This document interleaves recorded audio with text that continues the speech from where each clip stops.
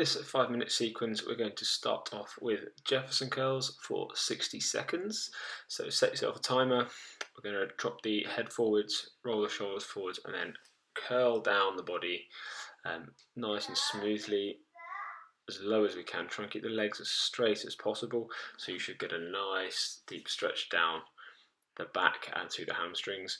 Just work through at your own pace, no rush, trying to actively increase the range of movement each time.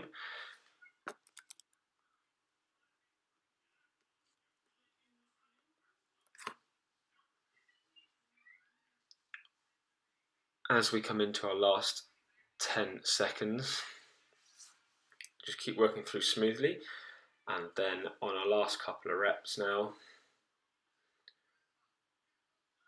Good, and then from here what I'd like you to do is drop down onto all fours, bring one foot in a long lunge forwards, take the elbow of the hand nearest the forward leg, run it down the front of the leg and rotate out to the side as much as you can. Follow that upwards rotation with the eyes so that you can get as much rotation through the spine as possible.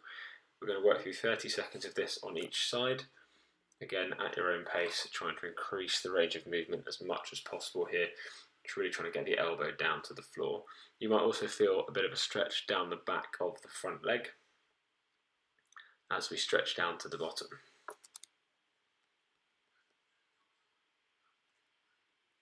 This movement is really working our hips and our thoracic spine as we're rotating in and out.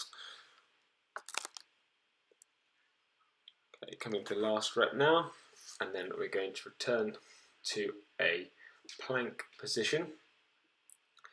Remember, in the plank position, we're going to squeeze the bum nice and hard, pull the abs in, and we're going to push the shoulders through. So we're going to come up into a down dog, try and keep the legs nice and straight so you get a stretch through the back of the legs.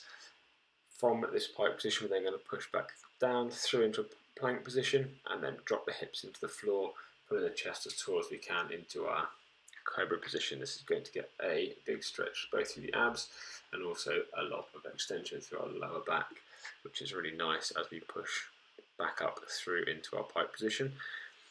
Just keep flowing through this nice and smoothly. It's actually quite a nice accessory movement for building strength through our press-ups as well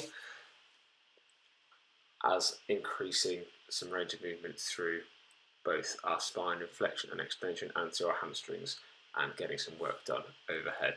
So we're going to work 60 seconds of this before we then come into some prone shoulder hovers. So we're going to come from this position to lying flat on the floor, face down, bring the arms overhead, pull them off the floor, and then we're going to rotate out and around to bring the hands into the small of the back, nice and smoothly, keeping the arms off the floor the whole time. As we rotate round, I want you to turn the palms all the way round, rolling the shoulders forwards, bringing the back of the hands into the small of the back, and we're going to rotate back out to the top, bringing the hands or palms together.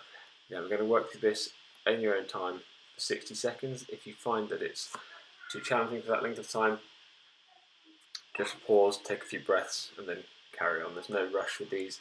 I want you to get nice, smooth movement, good quality. Again, if you're watching the video, pay attention to how my arms are moving, really big inward rotation, and then outward rotation as well.